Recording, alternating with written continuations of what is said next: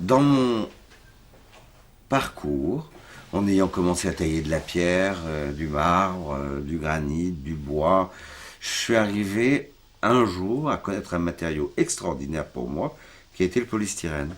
Et le polystyrène, qui est un matériau qui se taille exactement de la même manière, sauf que c'est beaucoup plus facile à tailler, mais la démarche mentale est exactement la même.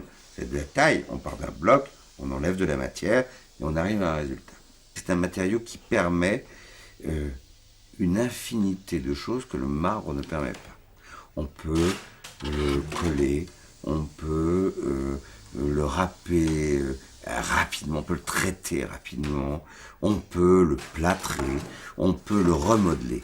Et quand j'ai découvert ce matériau, il y a déjà très longtemps, il y a une vingtaine d'années maintenant, je me suis découvert moi-même dans ma possibilité d'accéder à une expression dans laquelle le vide avait autant d'importance que le plein.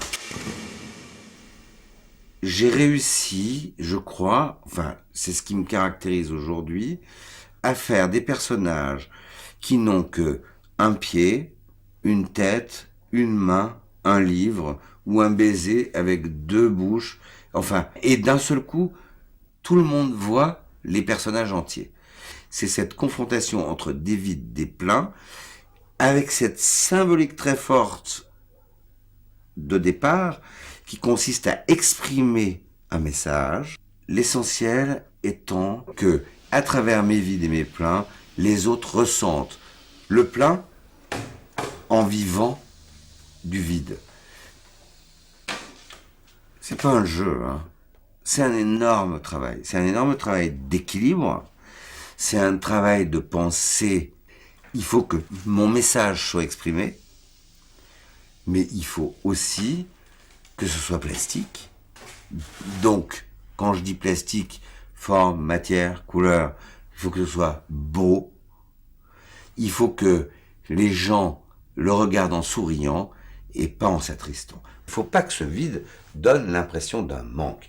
Il faut que ce vide suggère. Il faut que ce vide soit...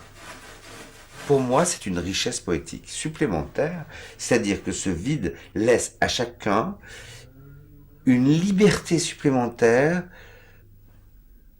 d'aller plus loin dans la perception symbolique de l'objet.